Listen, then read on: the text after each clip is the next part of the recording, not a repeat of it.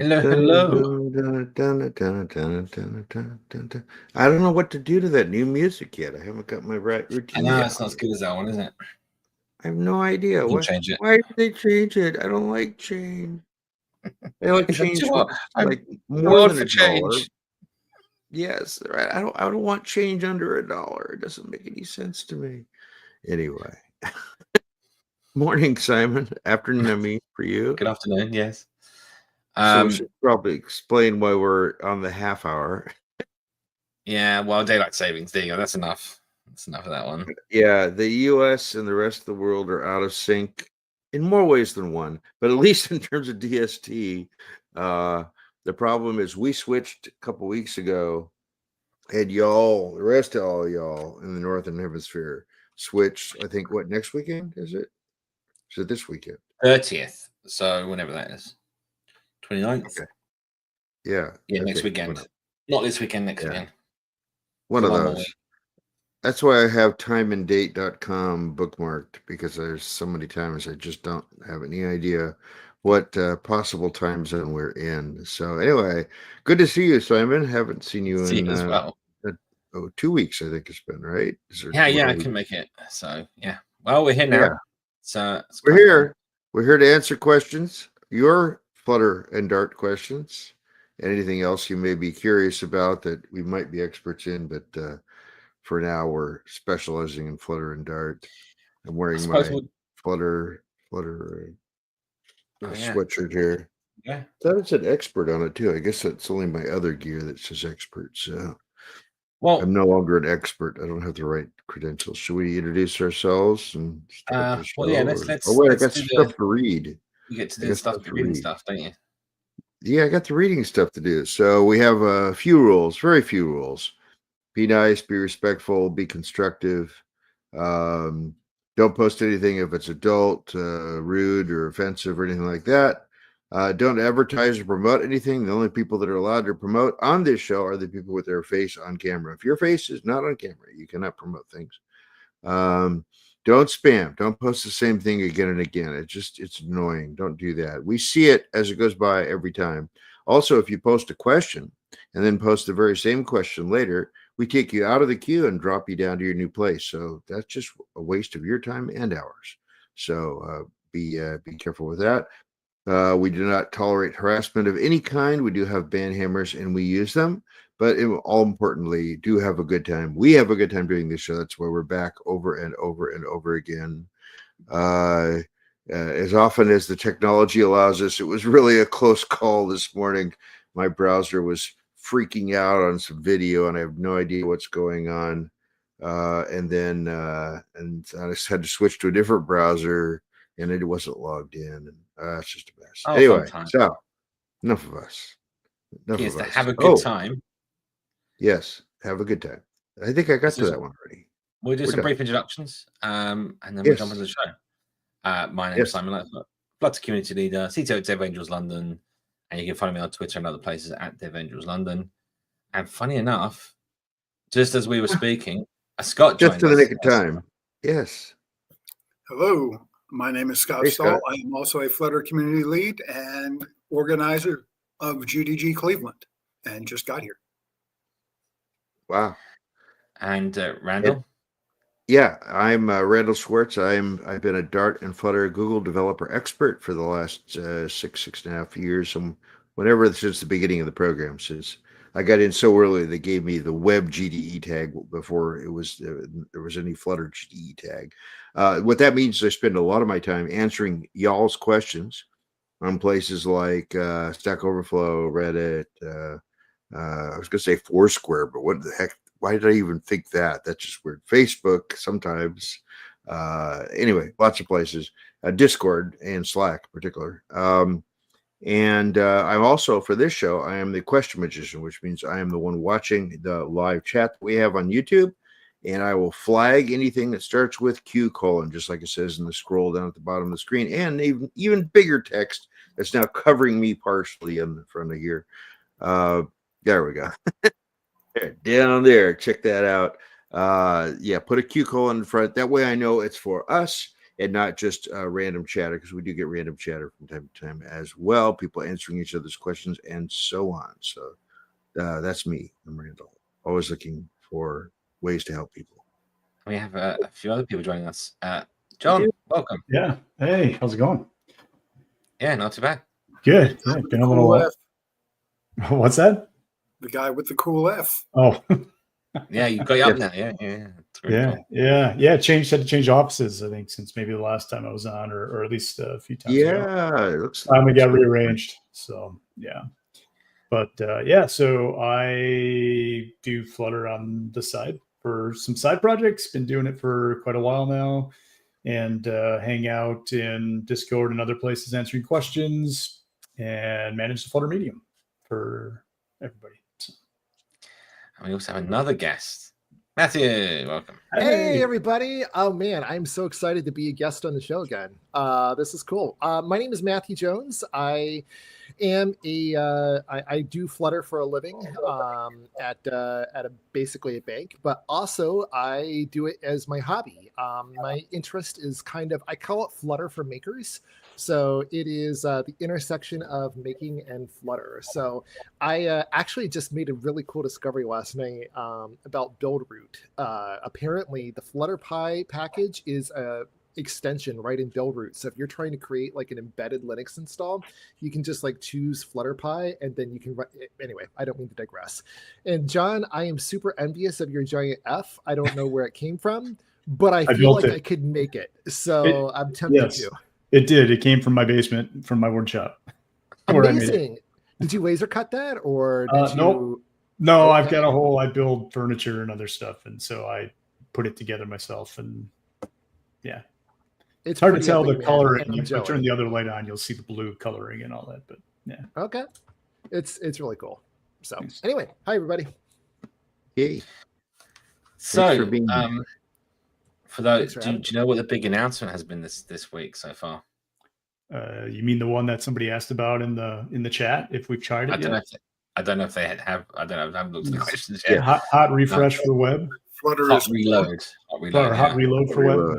Yeah. Hot reload for web. It's in the beta channel now. And, I haven't tried it. Tried to try it on Dartpad, but I couldn't get it to work on Dartpad, which is crazy. You have to add a web experimental hot reload flag. It's supposed to recognize that it's on master and automatically create a reload button, but it's supposed to work on Dartpad. I think they might change it to under 5 now. You can do that. Yeah. It's in 3.31 beta. Anyone that wants to check it out, and there's an announcement link in the chat there. But...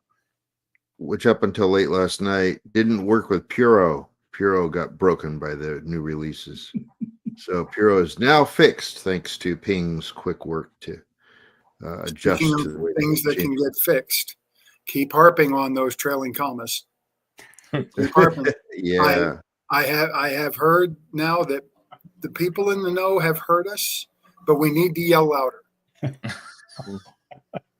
I was wondering if I was the only person irritated about the trailing comma dilemma. Oh, hell no. There are three different. We are legion. There's three of us. We are legion. Yes. Yeah. We are few.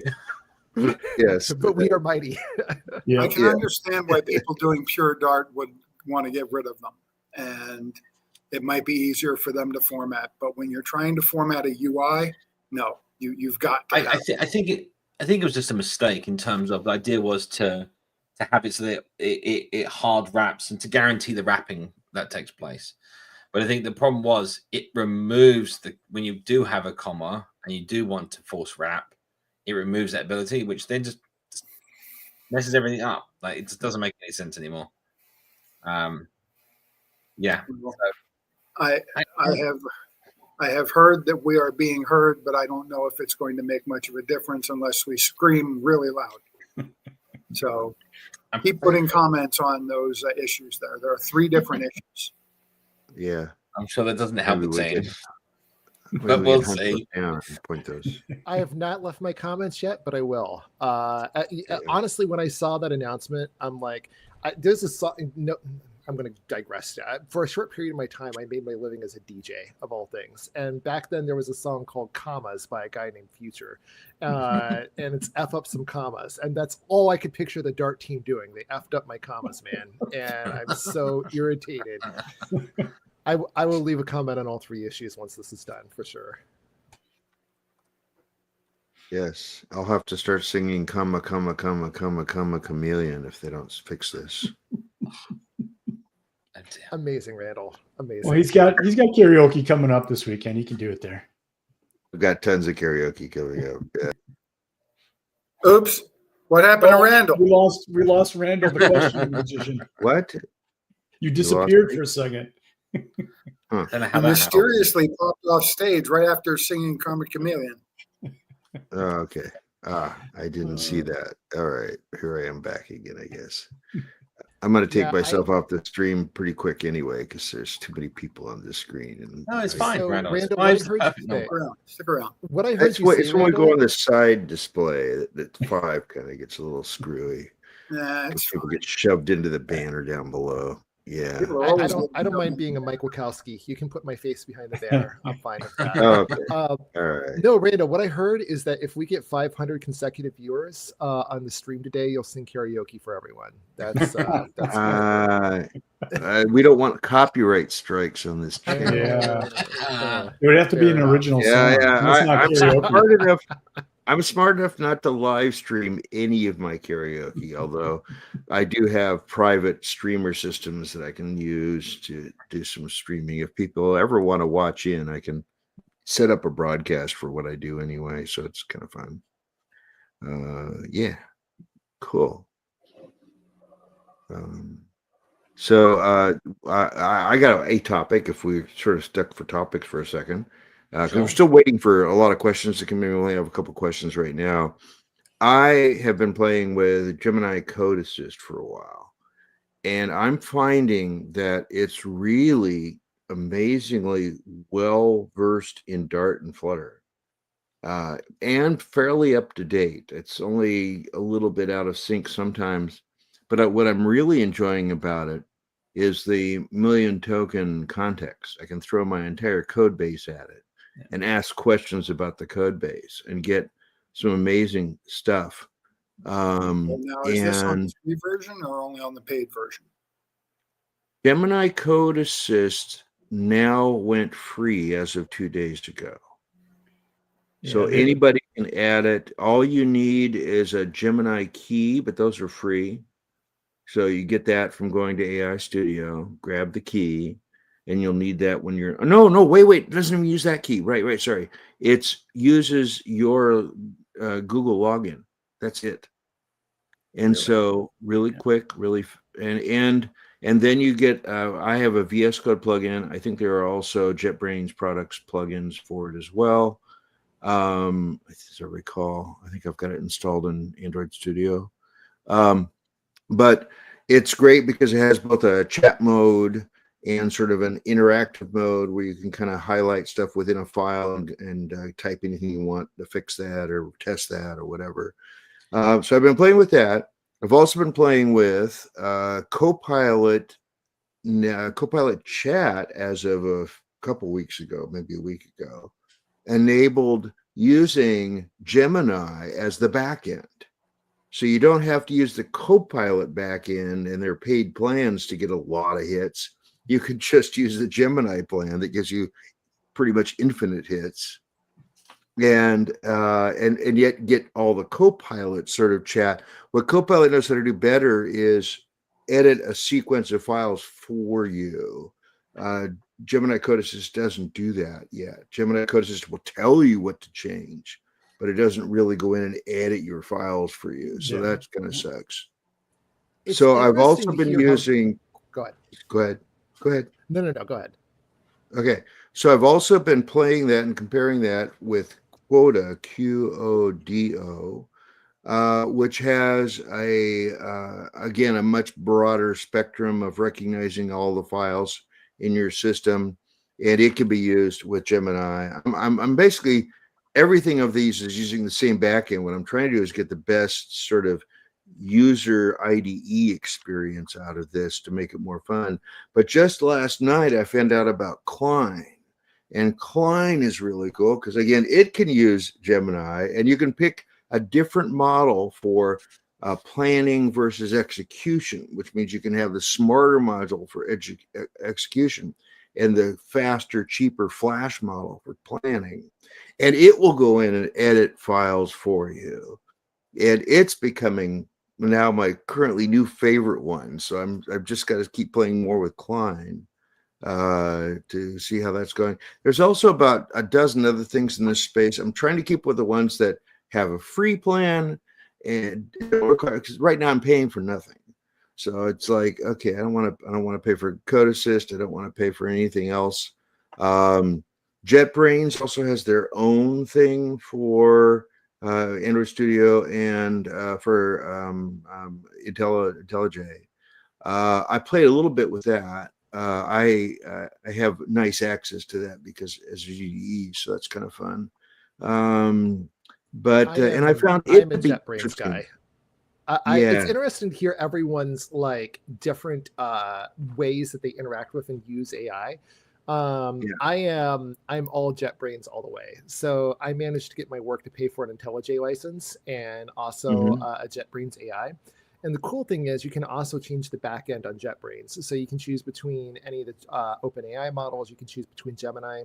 And I will tell you, I also had a really good experience with Gemini recently, Randall. My current side project was doing a whole lot of work in Flame. And so I didn't have a lot of experience of Flame, specifically Forge 2D, which is like the 2D physics engine. And so I relied pretty heavily on Gemini to just ask questions and be like, how does this work? And how do I get this going? So I'm a little nervous about letting the AI edit my code directly. That is a level of trust that you have that I don't, if we're being completely honest. Oh, I read the diffs. I read the diffs. I let it edit it, but I have get committed immediately before this every single time. That's fair. Right. That's fair. That's Big fair. undo But yeah. button. Yes, that AI chat window never closes in IntelliJ for me because and it will write your commit messages for you. You can highlight code and be like, how can I make this better, which is really great for pull requests. You can highlight code and say, what the heck is this doing, which is also sometimes great for pull request. It's pretty fantastic. I did a project. I have two personal projects that I might eventually end up in the store, but so far I have to figure out how to document it and stuff. So I went for grins. I went into each of these projects and I said, I need user documentation for this. And it was amazing. It figured out that there was a hidden feature of a long press that activated something else. And it described exactly how to do that in the user documentation.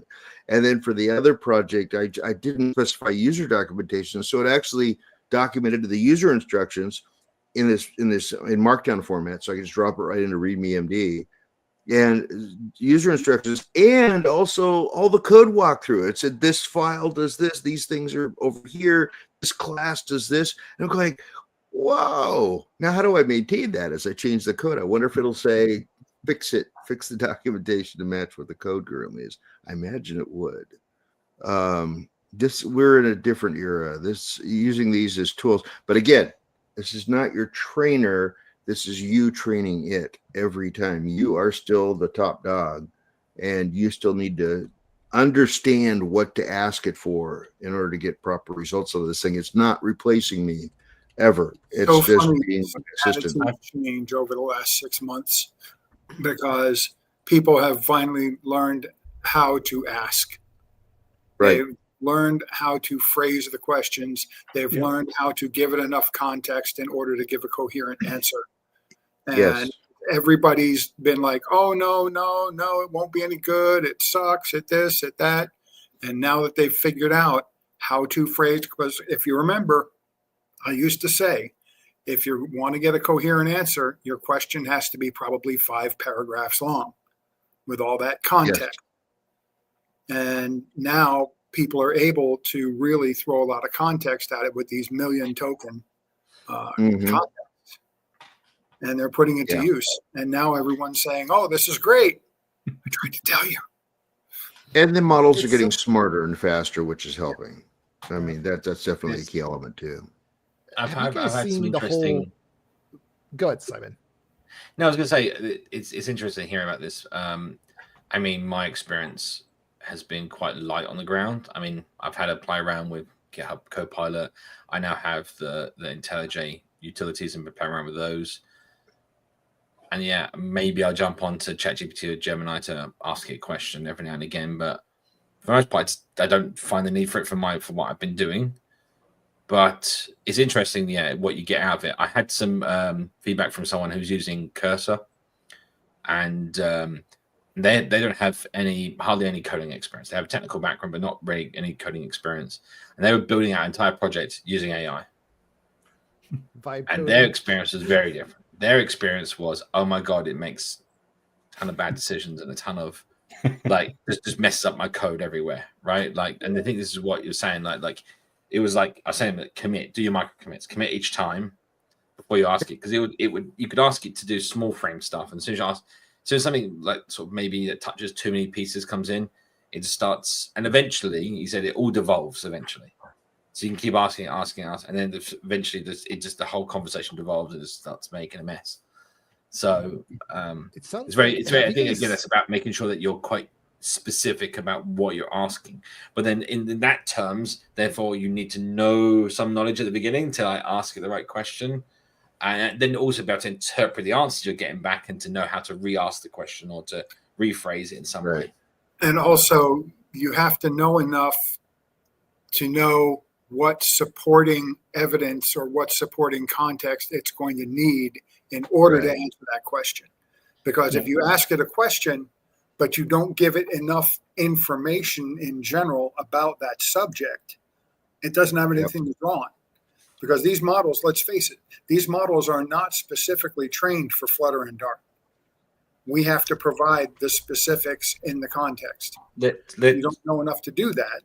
I had ChatGPT try to tell me that I needed to install an NPM package for a Flutter problem I was working on once. Oh, yeah. Well, that'll fix it. Yeah, 100%. Have you guys seen on Reddit, there's this whole thing of people up in arms because someone put out a thing called vibe coding. And the whole vibe coding thing is you just use AI for everything, basically. And you throw it in. And there was more to it than that. But I was like, oh my gosh, this is terrible. And it's exactly what you were describing, Simon. It is a great tool if you already are a good developer and just need a reference. It has basically replaced Stack Overflow for me. That's what AI has done. Yeah. It's interesting you say that. I will say that I recently had a need for just a quick 2-page website that was responsive, so that it would be one way in a narrow window and another way in a wide window. And I've been sort of out of the web development arena for a while. And when I was doing it, it was all server side with Puro rather than doing all this fancy stuff with JavaScript. And so I asked it from scratch to write me. I just described what I wanted. And within about 2 iterations, maybe 3, it had some wonderful, amazingly new, cool CSS that I had to see about figuring out the width, do this, otherwise do that. I'm going, wow, that's in CSS now. So I was surprised by the result, but it produced what I wanted within 15 minutes. And only problem is it only works on the most recent version of the browser. Sorry, what? So the only problem is it only works on the most recent version of the browser. Yeah, probably, yeah. Or probably old ones. Yeah. Don't expect it to work on Safari. Exactly. Just before, we did mention this at the beginning. If you're posting links, we will not get your messages at all. They will not come through to us at all. If you want to post code or examples of code or ask questions around code, you can go to gist.new, which will take you to GitHub's gist new gist page, where you can type in paste in your code, name the file, something.dart, so we can syntax highlight it, and you post the hash. That is a long hexadecimal number from the URL after you make the post. Pop that in your question, and we can then go load that based on the hash. So for gist.new to work, you need a GitHub login. But if you don't have a GitHub login by now, are you? What are you doing here? Yeah, really. Yeah, you don't belong here. One of us. Anyway, you're a legion. Right. Should we go through Comments. some more questions? We've got questions about now. Yeah, we got plenty of questions. I'm gonna bow out just so there's a little more room on No, the really. No, hang no, on. no. Yeah, I want to stay. I want to. on. Fine. Nope. Stay on, Okay. man. Put my First face question behind the is thing. It's Randall. fine. Sure. First question for Randall. Simon, can What you is talk it? more about test engine? Actually, so this is actually kind of interesting. So Jessica asked me a question Hey, over there in Jess. one of the Slacks. Jess is one of us. Yeah, and it was kind of interesting. She was changing the physical size of the tester, and it would change it not just for that test, but for multiple tests, right? And it's really kind of confusing at first. So for those that don't know, when you run a widget test, you're not actually running it on an actual device. You're not running it even on a VM. That's actually one of the benefits of Flutter, because you run your test in memory in a virtual device, right? So it behaves as the Flutter view hierarchy would expect. It has all the same properties, everything else, except it's not real. So the idea here is that you can run your tests very speedily, expedited as such, because you don't have to wait for, you have to use up memory and wait for VMs to boot up or for real devices to react. However, you'll find it in a test, you get into a situation where you need to actually set the device size, right? So either make it portrait, landscape, or tablet, or whatever it is, and test how responsive your app is. And you do that by changing the view's physical size attribute. So I'll just, maybe I can bring up some code here or something. Hang on, let's see if we can share this. We might as well just explore this, just because this is a fancy bit of information. Yeah, that'll do. That coming through. There you go. I know we have problems with visuals here on the screen. There we go. That's maybe slightly better. Right. Anyway, we'll hide the question for now, because we kind of know what the question is. That's better. Or not. Right. So widget tester. When you get your tester parameter come in to your widget tester itself is your kind of like window to that Flutter instance that's running. Allows you to change the widget hierarchy using pump widgets. You can actually like replace the root widget in the hierarchy and do a bunch of other things you normally do during tests. Part of what happened, the view attribute of it is what provides you with that sort of the view. So one of the things that's in Android, Flutter, is that you get this notion of a view now. So I don't know if you guys have seen this. You get now, there's a thing called a view. Bootstraps the rendering tree and with the provided into the Flutter view. So this is actually like the top level, what you're supposed to interact with now. So if you're trying to interact with like the rendered panel, that your like your window, should I say, would maybe be a more appropriate kind of explanation of this. It'd be view.of of your context. They introduced this change quite some time ago to support the future of multi-window. And then you get like this kind of notion of an implementation here, which is Flutter window, and that gives you your display features, gesture handling, all that kind of stuff, including the physical size, right? This is the actual size of the window. So along with the physical size and your device pixel ratio, that gives you your actual dips that have been used in your width and height. So if we go back, back to here. Test Flutter view is what it says. This is the test version of that Flutter view that you would normally get inside the framework, right? This here. But this actually has a nice little thing that you can actually set the physical. You can set any one of these attributes. So you can actually adjust the physical size. It has a setter as well as a getter, where in the normal Flutter world it doesn't. However, it means that this is actually the problem that I think people don't expect is that this Flutter view this test Flutter view is maintained for all of the tests running in your instance. Now, this is what we found out yesterday, which I wasn't sure about. I always thought it was for like the test that you're running, right? So you have a main entry point void main, so that it would start up a new one for that instance. It's not actually true. If you do Flutter test for like a directory or something, it will run all of those tests in from that entire directory in the same instance, right? Which means as soon as you change your physical size in one test, the next test will keep that, which is actually good if you're doing like a group or something like that. But equally, it can be kind of weird when you don't expect to have certain weird behaviors come out of that you didn't expect. So there is actually a way of resetting the physical size. So on the view, there's a reset physical size function that you can call. And there's also the bunch of resets. I think there's actually a top level reset which resets all of them. There you go. So you can actually reset it at any point. So you put that in you could put that in your startup or teardown of your tests. So each test that starts up resets it and then sets the attributes it needs. But yeah, it's not very well documented or known about. So I thought we'd just share that bit of information to everyone. I did not know about the reset because I will tell you that messing with the test, the viewport size or whatever, it has bitten me in the butt so many times, man. It has been a perpetual pain in my neck. So that's exciting to know about. Apparently, there's also the test widgets Flutter binding. So widgets Flutter binding is like what you have in the framework as well. There's a test version as well, which kind of deals with some of this top level logic. And apparently that has a reset function as well, which I've never tried before. Where's that? Called by test framework at the beginning of a widget test to prepare the build, the binding for the next test. There you go. You can do that as well. That could help reset a bunch of stuff like text input and everything. Yeah. I think you go. Look, coordinate spaces, set surface size. Yeah. So that's what this also confuses people, right? When they run their test, it's 800 by 600 window by default. I've seen that before. Yeah, so you can also do binding set surface size, which just sets the view size. Yeah.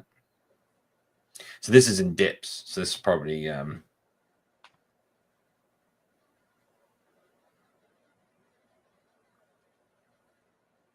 Yeah.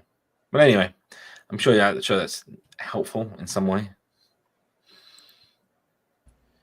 I actually speaking of testing, I had a weird issue the other day, and I am sure that there's a way around this that I don't know about. So I'm going to sneak my cue in ahead of everybody else. Is there I have some golden tests that run fine on Mac OS, but in the CI/CD, which is running the test on Ubuntu, they fail because apparently Ubuntu renders them differently than Mac OS. Is there any way of making that more consistent, or? They're meant to be rendered. Well, I mean, so the entire idea when you run tests is, when you run the tests. Oh my god, that's what I'm saying. Brain. Ask the question again. I just got distracted by this. No, so essentially, I have golden tests that pass on Mac OS if I generate the golden ones on Mac OS. But those goldens then fail if you run them on Ubuntu because Ubuntu renders it differently than what the golden comes out as on Mac OS. So I mean, that's maybe a case. So that's a case of you're running on Linux rather than Mac, and then your app is rendering it differently on those two things. So you'd have to have different results in the golden. So I'd have to have multiple goldens, one for Ubuntu, one for. I mean, the idea though is that you can force your app to behave a certain way during tests. So you could be testing only like the Linux ones or only the Mac ones if that's what you care about, right? Sure. But if you're actually testing golden tests, then you kind of want to know what it looks like on each platform. So you would have tests for each one. Matt Carroll and I ran into this just with the edges of the fonts between iOS and Android. So this is actually the reason why the Flutter, I believe it still does this, and I may be wrong, but it only loads a default font during tests. So when you're doing tests, it actually doesn't load the actual fonts by default. That's the idea, but you can override that behavior in your app, which most people do override with custom fonts. But the idea is during tests, you'd always get I think it was like a square boxes for like every character. And they would always be exactly the same for every test that you're running it on or something like that, the visuals. The idea being that it would look the same on every test and render the same widths and heights and so on.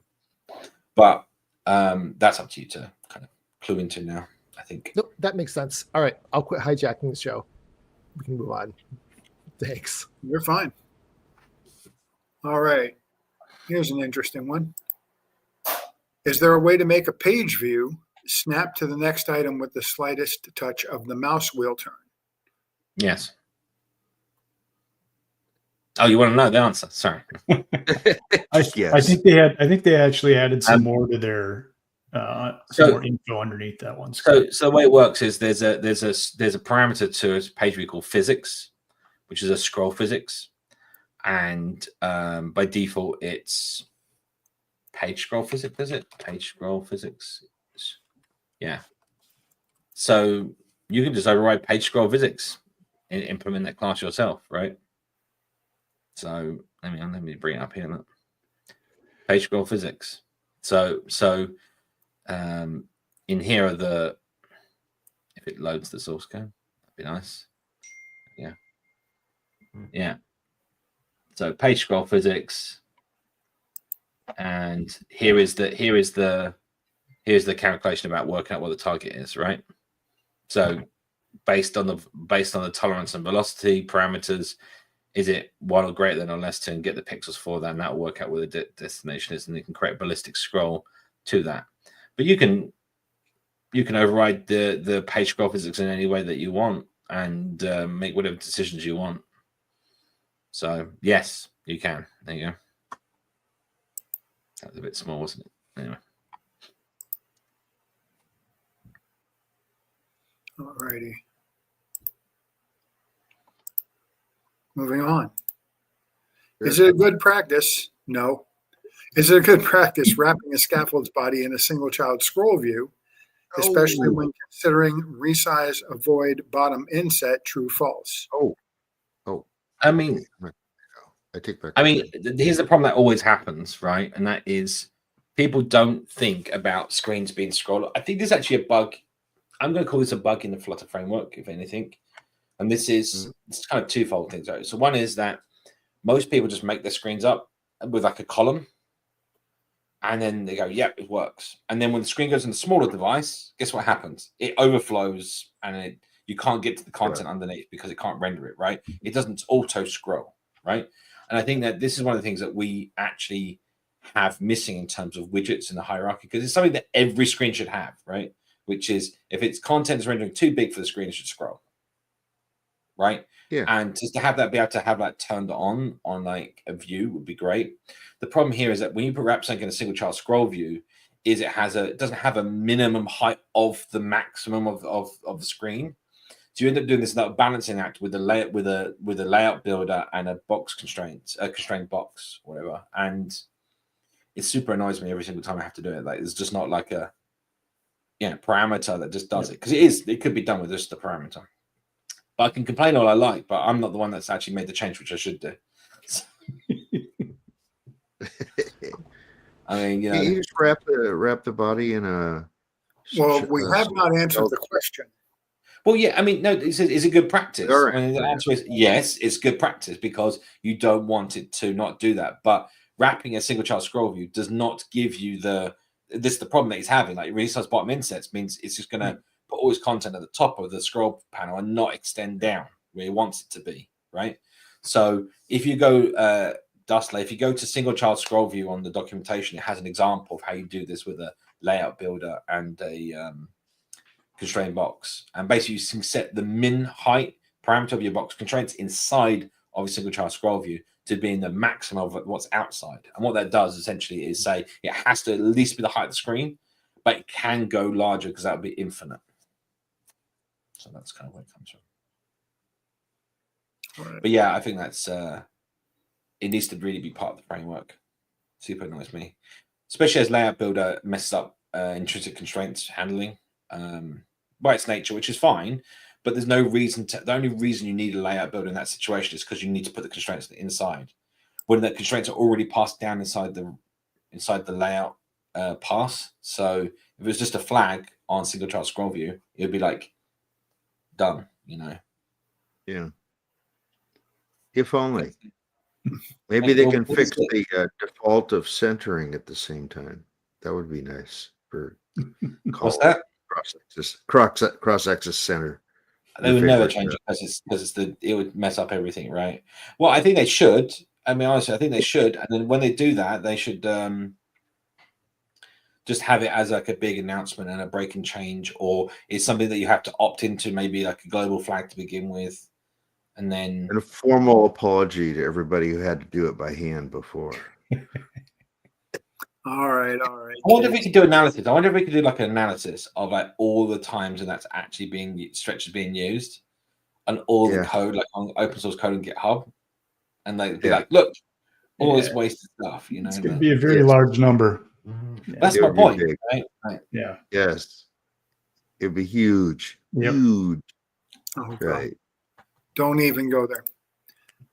When do you think Impeller is going to be ready for production apps? Meaning, when is it going to be on the same level as Skia? It is effectively there now because the default is to have it turned on both platforms. However, recently there have been a lot of bugs coming out of this, and that's mainly because, guess what? Which of us? Nobody used it before. Hands up on the screen. Which of us are using the beta channel at all? Yeah, this is the problem, right? The problem is that a lot of developers are now doing production products, right?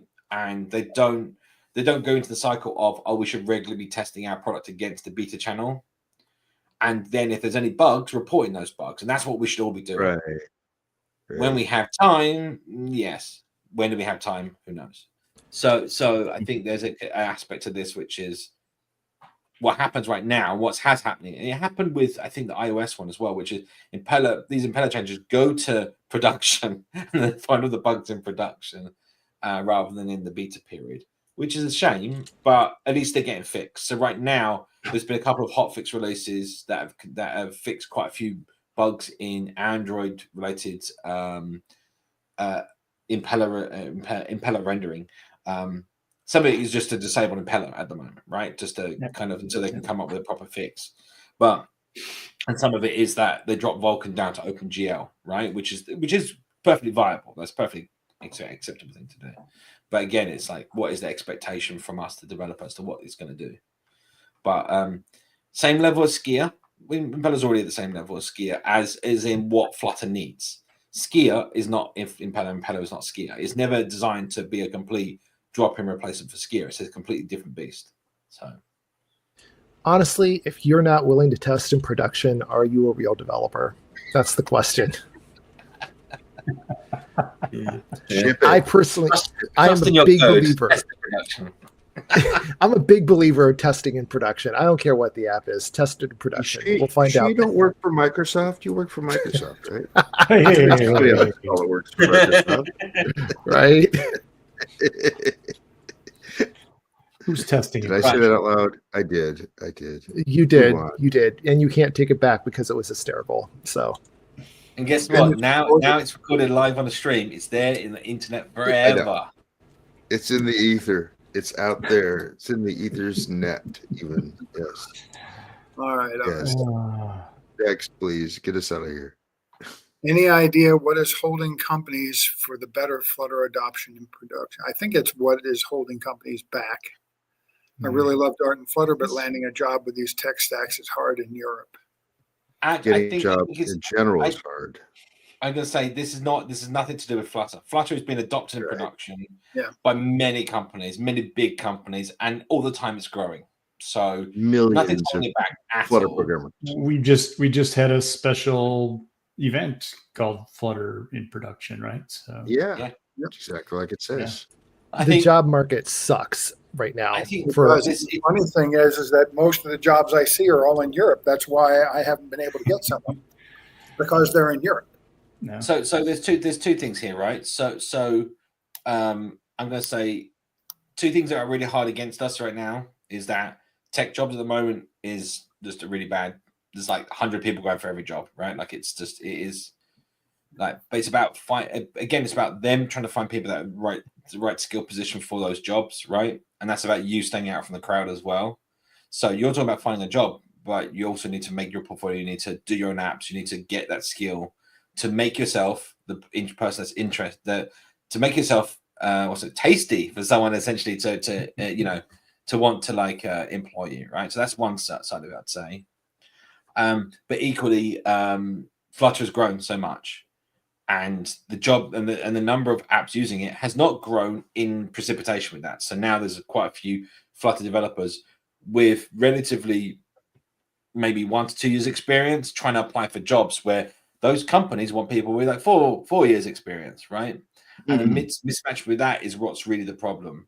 And I think the only thing that's going to happen here that's going to change is just persistence, right? In terms of the developers learning and keeping up to date and keeping carrying. Then you're going to get those 4 years, and then you're going to find yourself, oh, there's someone out there that wants 4 years, right?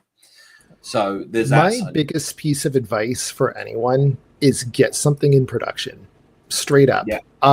Just, having a portfolio on your GitHub is nice, but have something in production and say, and here is my code. It's on the App Store. You can download it, take a look at it.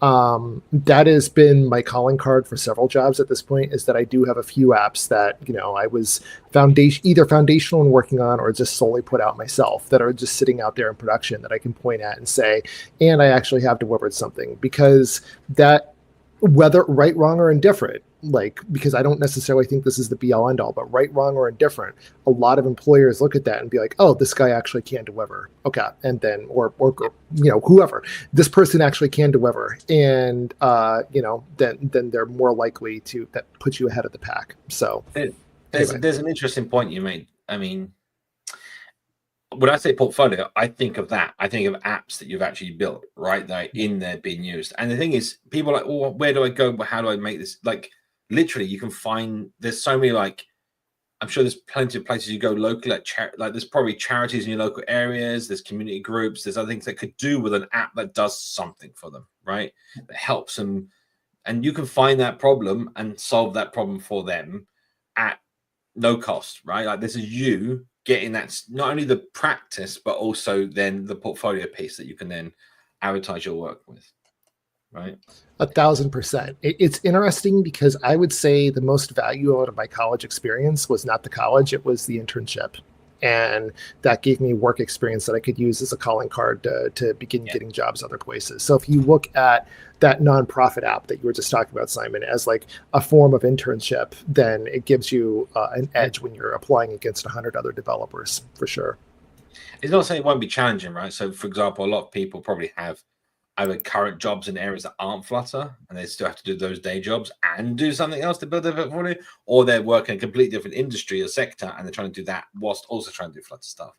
And the sad thing is, that's what's going to happen until you can, someone's going to hire you doing the thing you want to be hired for, right? But that'd be the same in any industry, right? If you wanted to change sector or industry or whatever. So.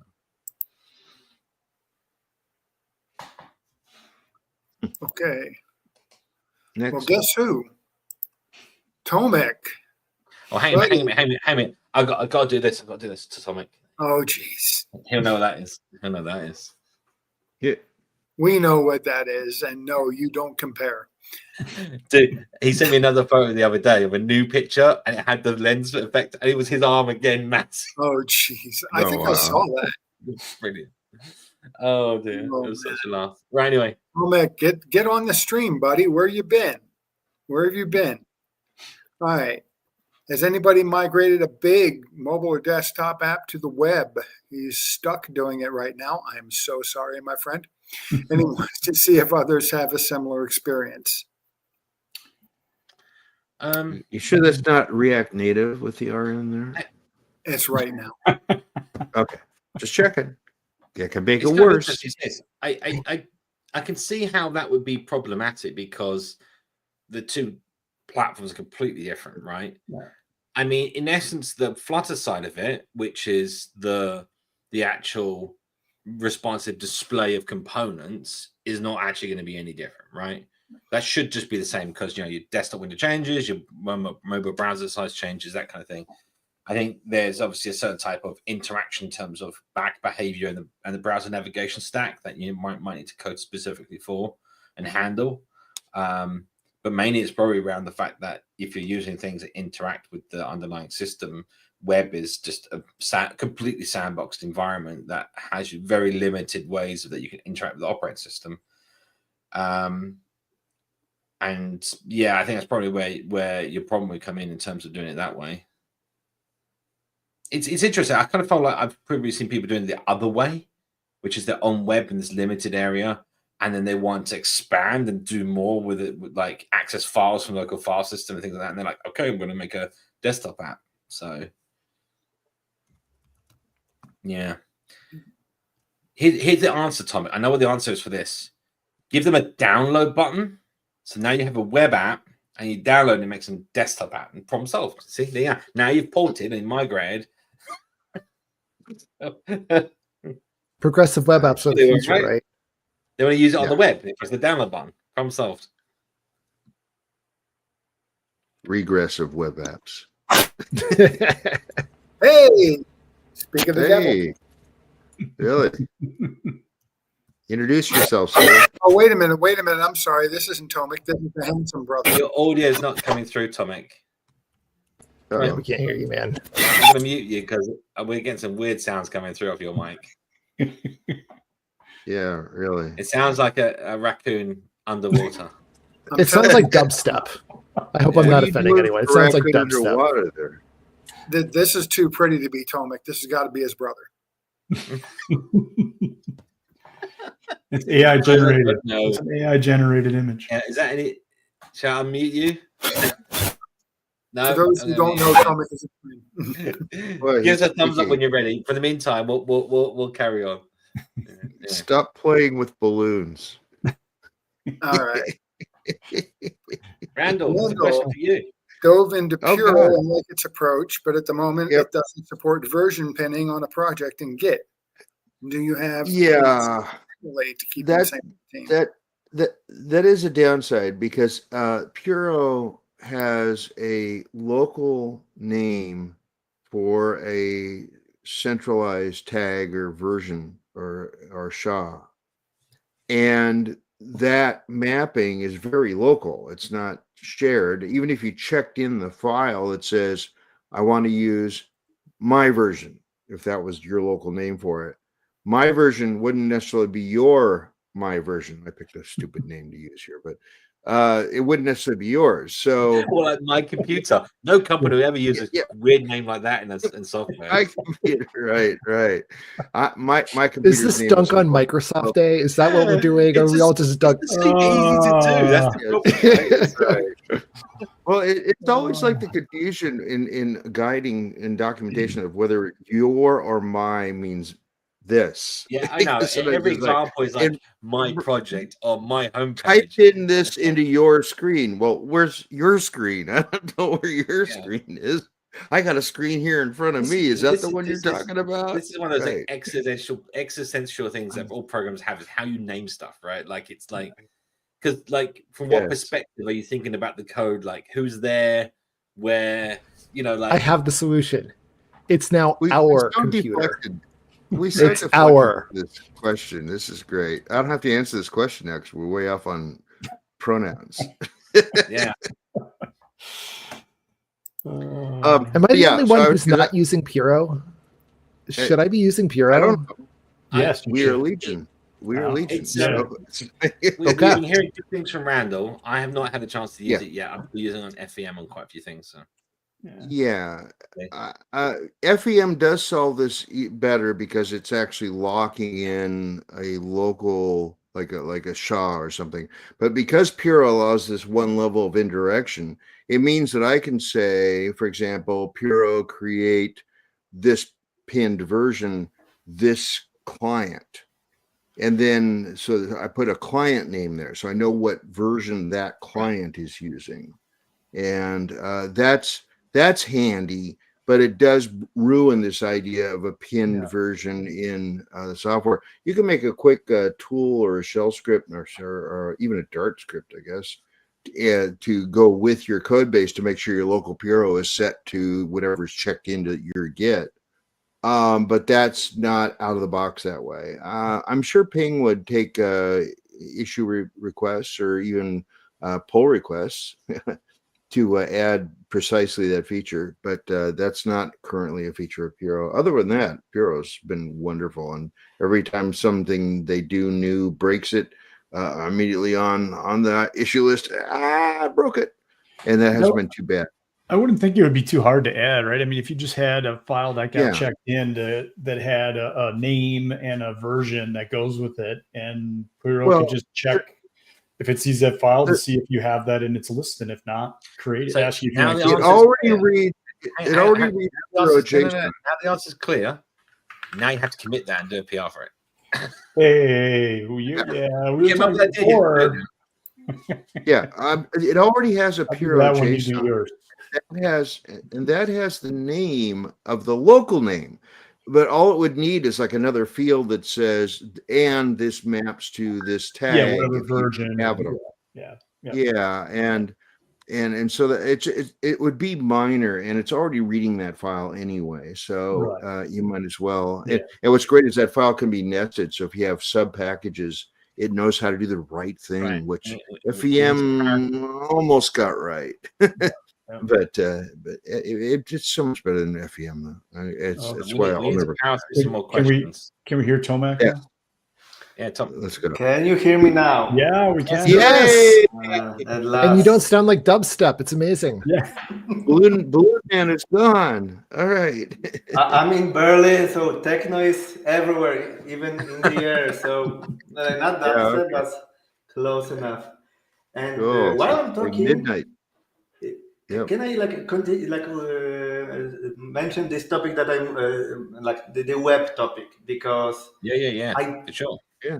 the thing is, I don't know so many companies that have a massive Flutter web application, because people tend to have not the greatest experience with the Flutter web.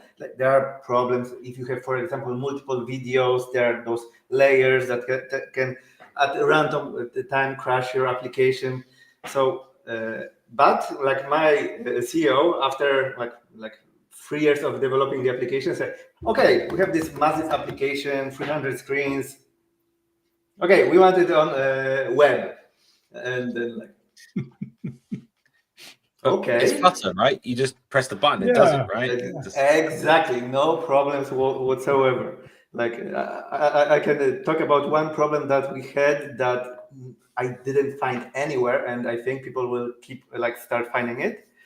But for better or worse, it used to be smooth sailing. So I wanted to ask if anybody had bigger projects. I mean, I've experienced those similar things, right? Like doing multiple video players, handling having iframes or having to put weird widgets on top of stuff to make it from handling touch differently, or some other weird funky things. And I think that's just the difference here is it's still going to be way better than redoing an entire application on a web based some other sort of language like TypeScript or something else, right? You're still in a better position, practically speaking, having your application work on web. So I can share one crazy Sure. bug. I don't know why is it, and then some other thing that we need to handle. So our application, we are split into feature modules. We have around 200 feature modules. Every module is basically a Flutter module, and sometimes they are referencing each other. And we noticed in debug, only on web, only on debug, that if there was a import that import referencing the, let's say package A, and from package B, and then package B referencing some other import from package A, so this circular imports, we got basically static function said, okay, we this is not defined on static function, which for me is there's no this in static function.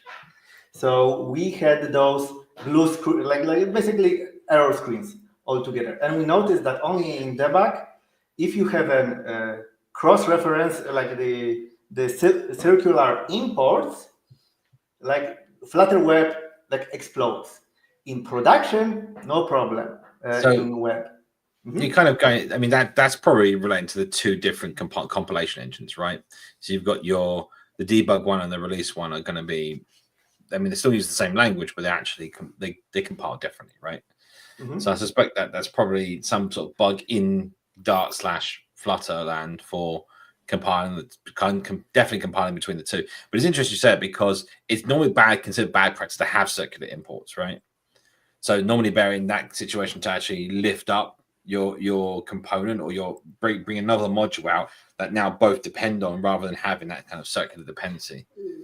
I agree. In general, right? Because of these kind of problems that you can get where one thing references another, and you kind of get like these circular graph logic, and it's just, like totally agree. The problem is like in Dart Flutter, there's no lint, there's no tool. So, like we had to write our own like a crawler that crawls through our imports, and whenever we detect this circular dependency, we fail the CI. yeah. So that's strange. That's really good. You should publish that. Oh hell no! Like you haven't seen the code. I had to do it like instantly. I saw a meme the other day, which was not doing your app in open source, and then it's like the shame of doing source. It was this kind of difference of, yeah, we would love to open source it, but it's not that good to open source. I wouldn't want to see it in the public. And like a second issue that we are having, that like it's hilarious and horrible at the same time. So okay, the application is really old, and not old. It's like started was like 2019, and again, it's supposed to work on web. So what navigator do we use? Navigator v1. So no, like this path navigation, no, like it doesn't work properly. You cannot do proper redirection and so on.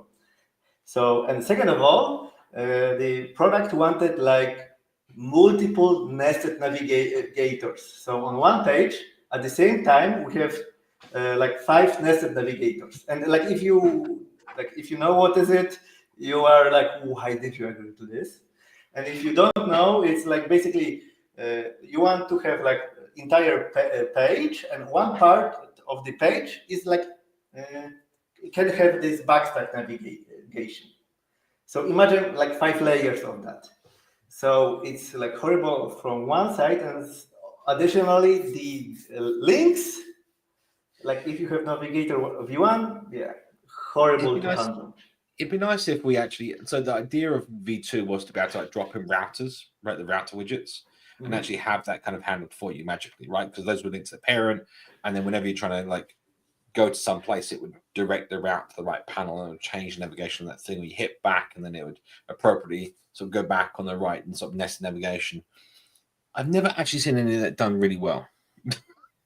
I don't know if that's framework not being easy to use, or if it's just that no one's actually been tempted to do it that way, you know. Yeah. But so you're gonna have to rewrite your navigation to being like something new. Yeah, like currently we said like, okay, because the CEO like thought, it will take you rewriting the entire application like 4 months. And like, no, but we can try. And like adding this proper route navigation would like require every page, everything using. Well, I mean, now's the time that you get to abstract it all out anyway, right? So you could abstract out all the navigation side of things, and then have your own navigation package, essentially, or module, and you can still use v2 underneath that, right? But it also means that now you've got that abstracted out, you can replace in the future with something or change the way you want to do it without too much hassle. Like possible, yes, without too much hassle. Yeah, like we like probably we can have some budget. We can hire you for 2 weeks, and you can do it in entire application, and then we can talk about too much hassle. I don't mind. Okay. Get some AI to do it for you. Get AI to do it for you now, right? Yeah, sure. Amazing idea. Just watch it just screw up all the code base. Anyway, go on. Well, right. I've never ported over a large. Oops, go ahead, Scott. Oh no, I was just going to say you're going to need that 2 million token context. Just dump the whole code base in there. We've been going for an hour. I think we're going to cut off questions in 10 minutes. Yep. So get your questions in. Now. We already you're behind the curve. Yeah, you're 5 minutes late. We're cutting people off now.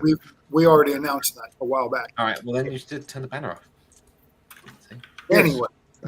I don't know how. I would turn it off, but nobody's ever walked through the UI for me, so I don't know. Raymond. Yes. Okay. There we go. All right. Lisa.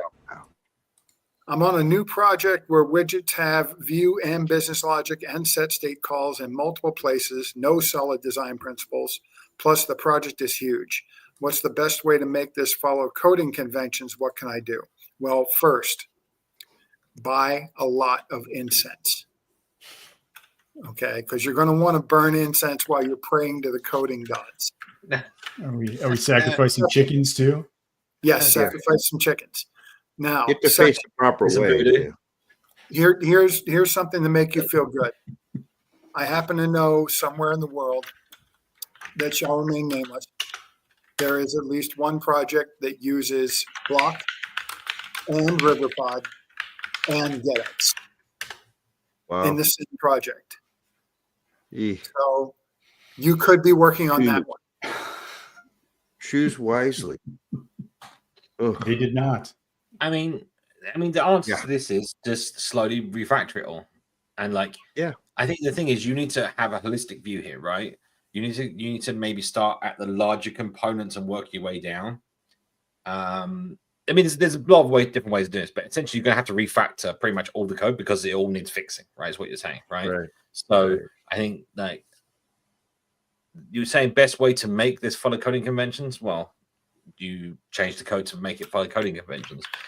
You need to make sure that you then set up guidelines and everything. If you've got multiple developers working on the project, they're all following those new guidelines, so that new code is not consistent with the old stuff. It now follows the new set of guidelines of what you're trying to do. So probably start on maybe redoing one section of the app, and then you can say that is your guiding principle, right? That is the way I want to see the rest of the code, right? And you can actually give that as your example. But yeah, I mean, it's going to have it's to the way it goes, right? Yeah, one thing I've been seeing in the AI stuff that I've been studying is that you can take what we normally call system instructions if you're using ChatGPT and have like a coding standard of we do this in this project and check that in as one file, and it will recognize that as part of the context then. Or sometimes you have to add it explicitly to the context, and then it's got rules for how it's going to be generated. Well, you can do your own linter plugins now, right? So you can do your own linter rules and such like. So yeah, that's true. You could go that way. Yeah, must pass this enforce things. But to be honest, it's never going to be that simple, right? So no, and it's going to have to be done in iterations because when you do one section, that's fine. You've handled it in that scope, but as soon as you open the scope and you find more things that interact with the part you've already cleaned up. Now that might force you to have to refactor a little bit more on stuff you've already worked on. Be careful about chasing the rainbow on those things, because you end up spending hours and hours and hours with massive PRs that no one can actually review because they're just too complex, right? Always do it in chunks, and you need to be able to split that up, right? So choose to do certain bits at certain times. I think that there's no easy path to this, right? I mean, the problem is you have to have buy-in. So the problem is you've got a lot of this is like technical debt, and you've got a lot of essentially it's not just like spending 20% time. You need to actually dedicate some team time, perhaps you or multiple people, on sorting this problem out, right? So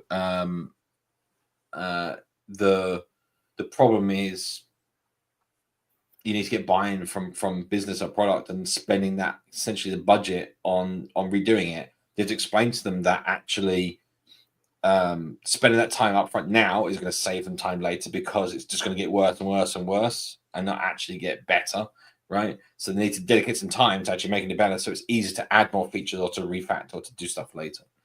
Piling up the technical debt. Well, and then the thing is, when they try to explain this to managers, the manager will turn around and say, well, why do we have to fix it all? We can just leave it the way it is. Yeah, it works. And then add more stuff later. Yep. No, I'm serious, Simon. I'm serious. That's what the manager will tell him. So what does he come back with? Sorry, what was that? I was answering the question. No, I've had that happen to me over and over and over again, where I've been like, guys, this is technical debt, and if we leave it like this, it's going to be a problem.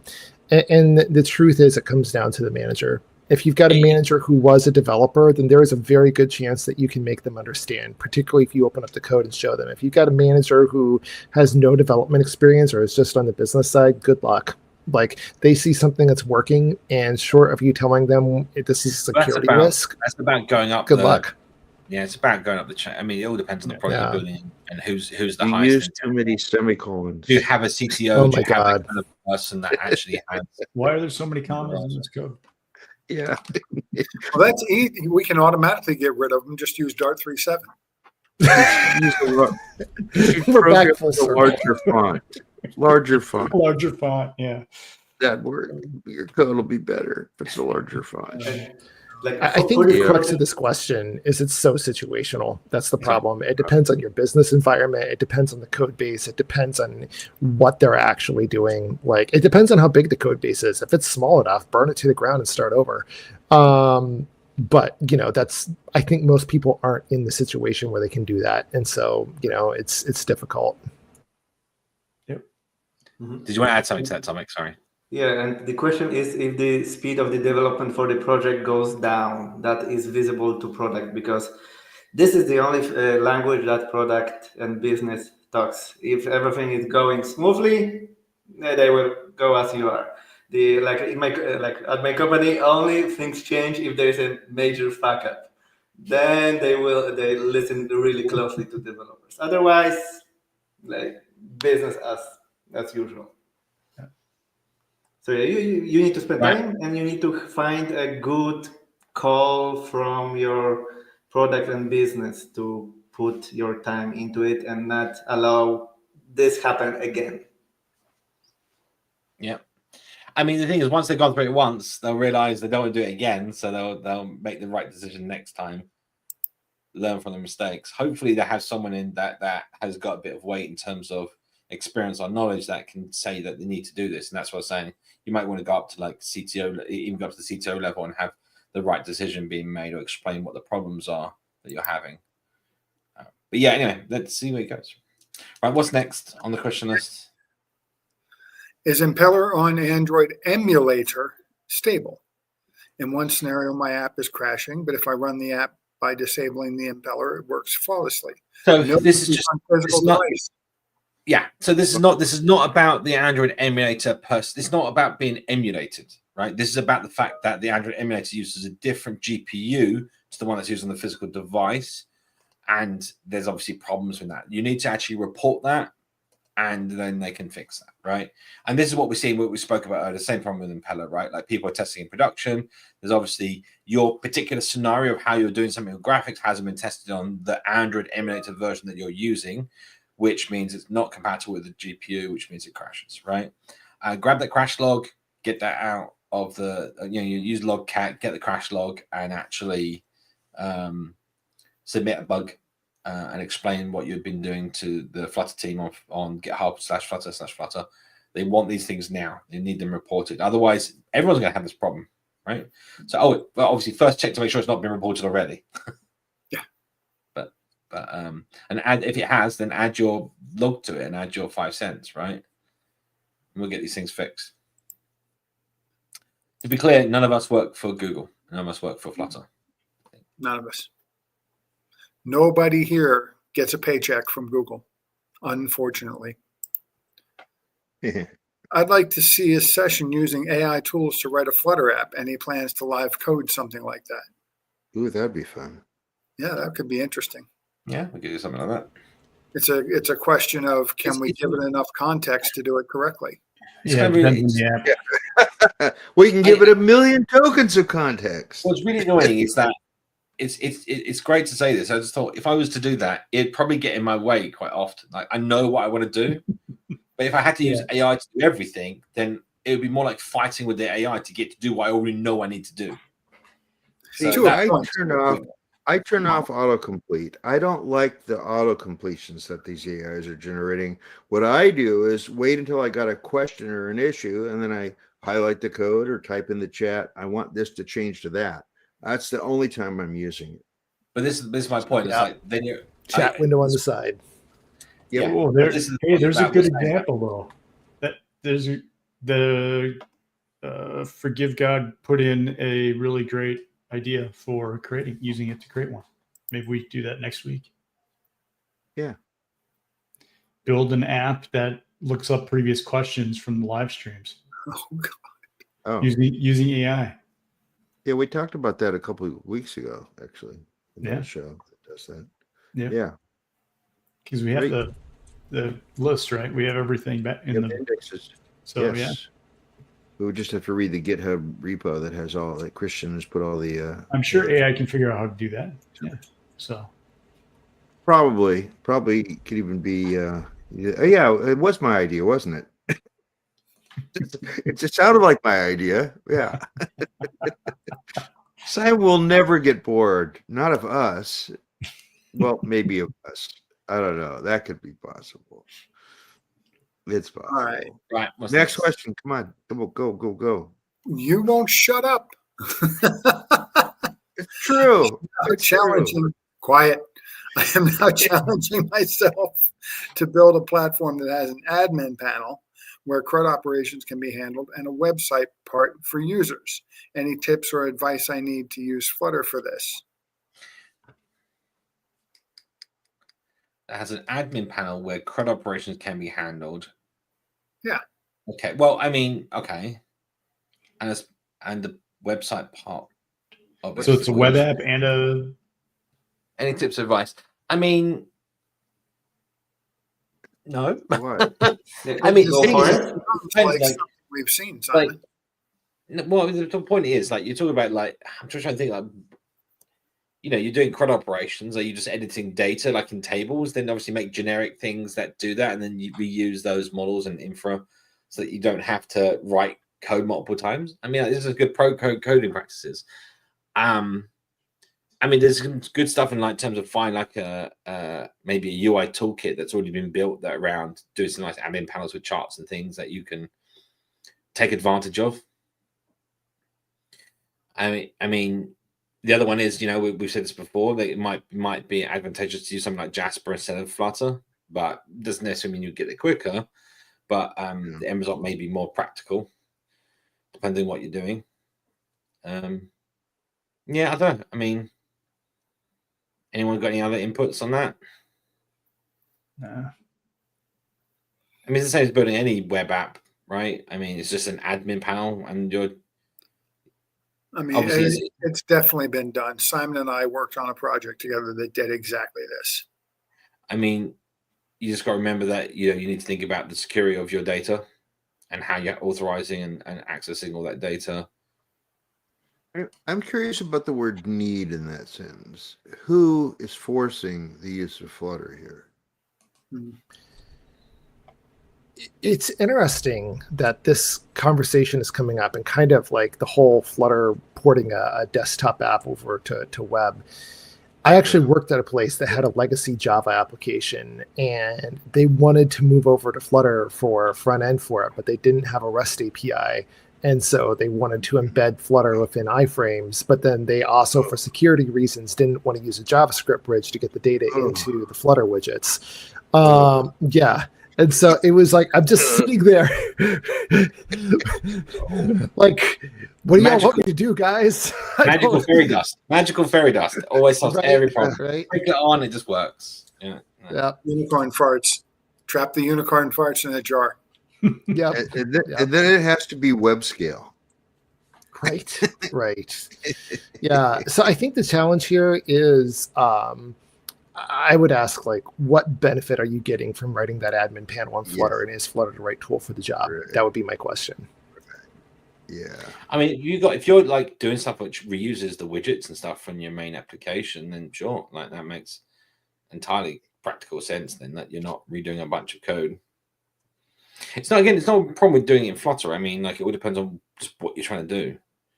You're going to need like, if you're doing anything that's like a website or any app, really, you need to make sure that all these CRUD operations are handled appropriately with the right permissions on the server side, right? So that the admin, when he logs in, he's the one that can change like the user's email addresses, and not any person can change anyone's email address, because that would be bad.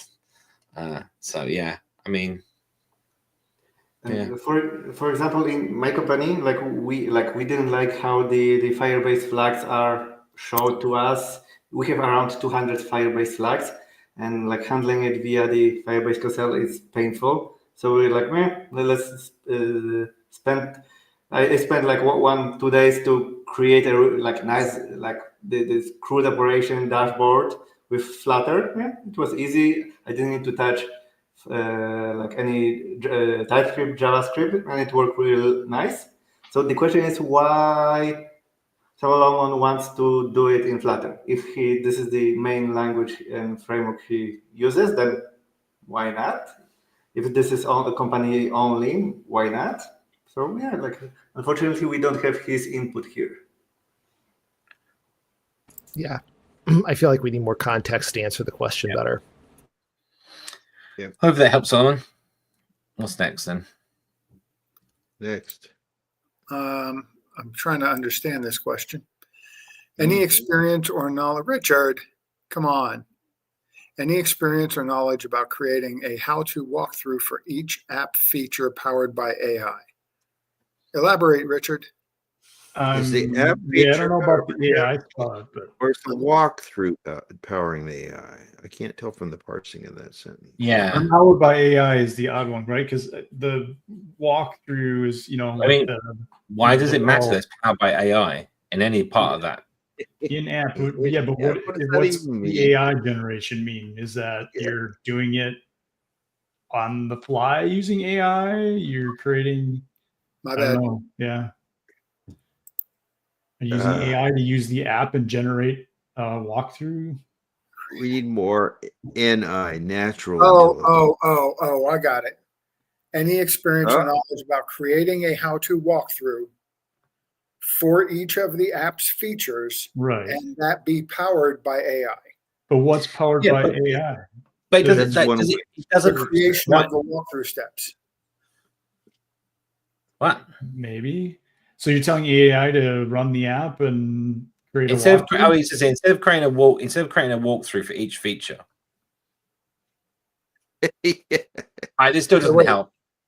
Yeah, and instead of me creating the walkthrough for each Yeah. or instead of it being created. Okay, I think I get what they're asking for. I think what they're asking for is they want to use AI to write the code that generates the walkthrough for the features. And at that point, like that's so specific again to your app that I'm not. Oh, I'm guys, not, it gets worse. Yeah. So I you don't- are chat bot. Interactive chat bot about your app. Powered by using AI. AI will give users a walkthrough. I mean, Yeah. this is a whole separate thing. This is I don't know. The problem here, right, is that you need to. So if this is like an AI chatbot in the app where they can ask for help, and you want to give it the power to give them a walkthrough of how to use a certain feature, then you need to explain it to the AI. You need to give it that context. You can also explain to it like concepts and things in the app, like what the account screen is and everything else. So that therefore, when someone says, "How do I do this?" it can go to the account screen, and then it can then link that out. I mean, there's RAG models and other things that you can actually like input data into the system and have it expose information out in a certain format. So you can actually do things like asking it to give you instructions on the output, which you don't show to the user, but you can then prompt them or show, say, go here, and then it will actually direct, you can just follow the navigation instructions that are coming out of the AI to take them to a place in the app or something, right? So now you're talking about the AI being able to navigate the app. Yeah. And then you got to ask, is this going to be on device, in which case something small like Gemma, or is it going to be using remote models that somehow are going to have to then read your screen, read your state of things, and have access to that through functions or something? Richard's come back with exactly. Now, Richard, you need to understand there's a lag, which means you need to give context. You can't just say exactly. You don't know what you're saying exactly in reply. I'm going to respond approximately. Yeah. Right. All right. Yeah. I mean, Yeah, I mean, like the answer here is you give the AI. It's all about how you generate your AI, right? So you give the context. You can say on every answer that you give back to the user, add a section to the bottom that gives them the directions of where they can find the answer within the app, given that this is the app structure, right? And then on that output, you can then take the output that you get out of the chatbot, hide it from the, don't show it to the user, and instead just show them a button. When they press it, you then interpret that string of output, be like, section names split by slashes because you told it to output that, and then take the user to those sections of the app. I know, or various things like that. But it's about prompt engineering. It's about explaining, giving it the right information so that it can give you the response that you expect, or give the user the response that they expect. Yeah, Exactly. Okay. One sec. So the problem you've got here is that AI does not learn to use the app. There's no learning involved here. You give it the context so it knows how to use the app. That's the difference. In every single message. In every single message, you have to send every bit of information about how to use the app in every single message. And then when the user has an interaction, you append that to the bottom of the long message. And then the next time you send it to the AI, you send the whole thing, because the AI has no memory from one response to the next. It only looks that way because the whole messages are being sent and the last interaction was tagged onto the bottom. So, and the thing, and from what you're talking about here, I'm not sure what to tell you, because this is way beyond anything I've ever seen Gemma do. You can do it all. I've seen it do it. Gemma? No, I wouldn't. Yeah. Gemini, guys. Yes.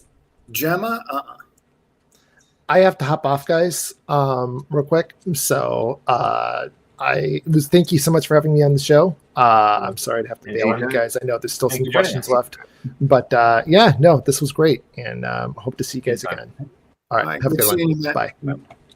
All right, and not a problem, Richard. Okay, we know you. We know it's a legit question. We just had to get to the bottom of it.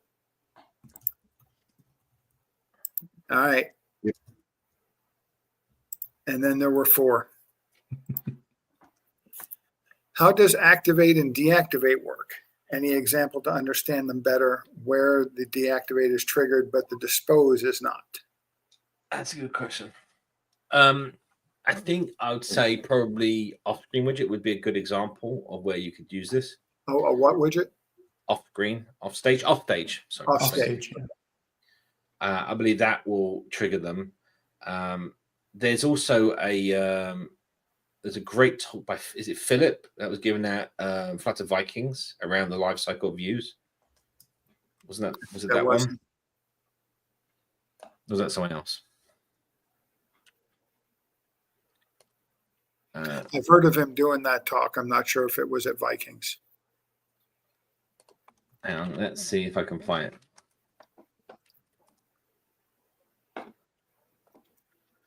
Lifecycle of a widget, Flutter Vikings 2022. It was, oh gosh, I'm embarrassed now. It was Craig. Oh. Anyway, I popped this in the chat.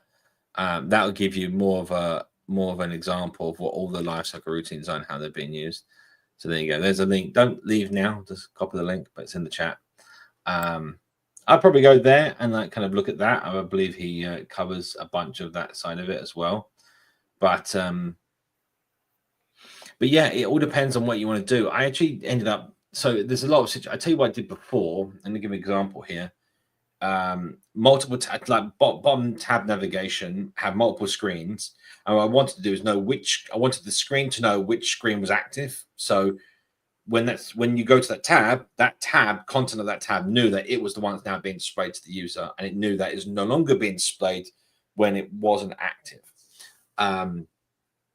So you can do that with just standard stateful controls, right? So you can actually have the pages themselves look up the tree to the parent host that has the bottom navigation, and then can register to receive notification when the state changes of the navigation, which tab you're on, and then it will know if it's active or not. Or it can choose to register itself to receive events, or you could say there's many ways of like cooking this egg, right?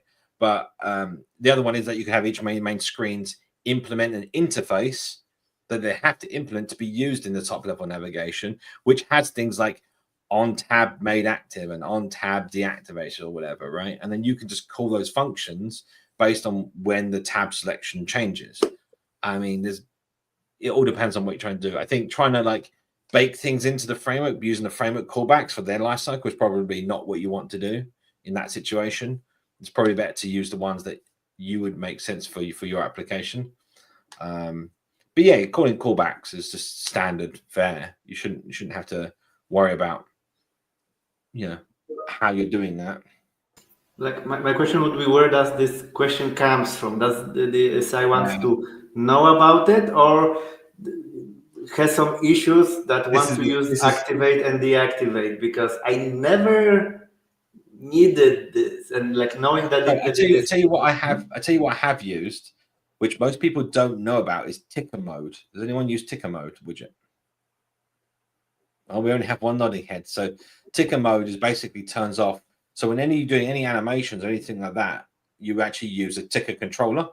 Like a ticker mixin, there's plenty of a multi-ticker, single ticker, and whatever else. But the idea is that you do create ticker, which gives you something from the framework, which basically ticks on every frame and allows you to do animations and other things. Well, what you want to do is when that tab's not visible anymore, that section of your app's not visible, you want to disable animation. So, for example, you might have a loading spinner. Now, you may hide that widget from being visible, but that animation spinner is still going around and maybe still calling in validations of the rendering tree, but it's not actually getting rendered. So essentially what ticker mode does is stops all tickers from that subtree from working. And it's going to be very helpful in not having unnecessary rebuilds, things like that. By the way, Sai posted a comment. What was it? Oh, this is for this, is it? Because in block, there's a scenario where an event is to be triggered or on remove of a widget from the tree, then we can use it inside deactivate because context is not available from. No, you save. So well, this is about how you use context. You save the block locally in your widget, the variable, the reference to the block, and then you can use it inside dispose. That's it. Come again. Like, what do you want to use in the dispose? The block? That's what I got from that. So they're saying that, oh, if we did remove it from the tree, we'll use deactivate instead because you can use the context and deactivate. Well, that's not the solution. The solution is not that. The solution is the widget. As soon as it uses the block, it's now referencing the block. You want to have control of that. Don't look up the block again from the context during dispose. That's your failing, right? You need to make sure that you're using the reference that you subscribed with, essentially, right? So in an it state or wherever it is, did change dependencies, however you're doing it, when you get that reference, that's the reference that you're storing locally inside your state, and then you're using that inside your dispose method. That's it. Too many people just go to context for everything. It's kind of, there's a balance, right? Because you don't want to hold on to context, but equally you don't want to keep going to it either. So it's about working out where you want to reuse that state. Normally it's a case of caching the result of a context fetch in your local state. Yeah, don't use the context in dispose. That's definitely true. Yeah. There you go. Okay. I was beginning to worry about with his feedback and the potential for lag. Yeah. Because he I've could got be hard stop, half past. So. Okay, we've only got 3 more questions. Yes. Is there any significant difference between flow and custom multi-child layout? Loads. Yeah. Loads. Huge amount. Huge. Bigly. Huge amounts. Huge amounts. So what's the best way? So for those that don't know, Flow and custom multi-child layout, they both do a very similar job. They lay out widgets on the screen and they allow you to control the size of those widgets on the screen. But it's how they're being done. So Flow specifically deals with just the rendering. So that is when you want to move something, all you're actually doing is saying, I want this to be rendered in a different position. It doesn't relay out. It doesn't go through any of the layout stages of the flow. So when of the render pass. So basically, you go through. For those that don't know, there's a kind of a staged pass here. So you go through build happens. After build takes place, any widgets that are invalidated essentially do layout. Those widgets that did layout then probably need to be repainted, depending, right? On it's up to the widgets themselves if they need to be relaid out or whatever. But so normally what will happen is it's like build, layout, paint. They're the 3 steps. And what Flow does is it allows you to move widgets around on the screen without having to go through build or layout. It's just done during paint, which is really optimal for when you're like, let's say you've got, I use Flow for doing like a 3D moving things on the screen, right? Like, well, it doesn't matter if it's 3D or not, but let's say just moving things around constantly on the screen, like some widgets or something, right? Well, Flow can do that because it's just changing the rendering. So each time they move, it's just recompositing the widgets together, the scene that's being presented to the GPU. It's not actually having to like redo unnecessary calls to a lot of the code that's in your system, right? To just move them on the screen. Now, what's nice is a Flow that takes a matrix, so you can now do scaling. Basically, any sort of game animations, you could do an entire game with just Flow, right? With moving these things around the screen. Where custom multi-channel layout is more about having widgets that depend on other widgets. So you can like have like maybe 2-panel layout where you can change a split bar in between, and they will actually change the size of the widgets, which affects the layout of all the widgets inside there and causes layout to occur. So the 2 things are separate, right? So Flow is more about not changing the widget sizes per se. They're just re-rendering positions on the screen, whereas multi-channel layout is all about doing an actual multi-layout of widgets. So depending on your scenario, you might use one over the other. But for most time, custom multi-channel layout is probably what you want. The custom multi-channel layout fails for me in quite a few situations where I want to have. The problem with custom multi-channel layout is it always tries to expand to fill the content, the maximum bounds that's passed in, which if you want to use like a multi-channel layout, let's say in a dialogue, which is intrinsically sized, you can't do that. It doesn't work. So you have a fixed intrinsic size that the delegate has to return. It doesn't like depend on the size of the widgets inside, which is what you get if you did a normal render object. So there's certain times when custom multi-channel layout is not good enough and you have to go to your own render object. For the most part, I just end up doing that and I don't bother with custom multi-channel layout because of that issue. But yeah, practice. All right. And then Sorry, I just wheeled on there. Anyone else on those? I don't know. Some great examples, I think, on both those widget, the documentation for both those, which are good examples of how to use them as well. This is funny. Okay, this is a sign of the level in our chat. Okay, newbie question. How would it be to configure Flutter local notifications in the background and foreground with Firestore DB? First of all, that's not a newbie question. I mean, it's a more intermediate question. So let me just take a step back and explain something to you, right? Notifications, when they're sent as push notifications, come in 2 formats. This is on both iOS and Android. They come as notifications, as in ones that are presented to you on your screen, like a title on a message, and you have data push notifications, right? So you have notification ones and you have data ones, right? What you need, if you want to do stuff in the background, they're coming through as data notifications, right? Because you're not actually presenting them to the user. It depends on what you mean by foreground and background, right? But you should just be able to send out push notification and it gets displayed. However, if you're trying to use Flutter local notifications, I'm pretty sure that what's actually happening here is that you're receiving a data push and you want to display it to the user. But you should just be able to do that. But what you do need to do is turn on plugins in your background thread, which is probably what's causing some problems. What's the way to do that? Come on, guys. You know what I'm talking about? Any ideas that initialize widgets? Is that like it's like ensure initialize for a background thread where you give it the root isolate? Background isolate binary messenger. That's the one. Yep. Of course, that's so obviously named. Of course, yeah. What were they thinking? Naming things is hard. Yeah. Let me bring this Problems up. with answering newbie questions, Simon. You got old. Let's see if I can bring this up. So, It's a long class name. yeah, isn't it? Just there's a static instance which you access, and then there's a ensure initialized, I think it is, or something like that. I forget. Ensure initialized, yeah, static method. There you go. Ensures that the background isolate meshing instance has been initialized. And you basically run this on your background isolate, and it will allow your background isolate to communicate with the plugin system. It is written up somewhere in the documentation, but I'll plop this in the chat and you can kind of locate it from there. But hopefully that will kind of give you the starting point to locate the documentation you need. I suspect that's where it's going wrong in that way from the question. I also like if you're doing notifications, then you don't need Flutter local notifications. So I know each to their own, I guess.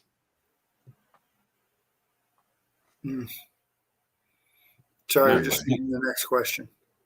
I guess Sorry? we're ready. I guess The we're next ready question. for the last question. Yay, Working last on question. for an app that can detect bad road bumps using an accelerometer. I'm stuck on how to mark a reading as good or bad from the accelerometer readings. Any pointers? Oh, What's your threshold for bad? Well, I mean, you obviously need a threshold for what is good and bad, and Well, you need the to threshold is going to change This with is good. This Yeah. is bad. Yeah. I mean, how firm is the suspension of this vehicle? That's another question. If the shock absorbers are worn out, then it's going to float like a boat,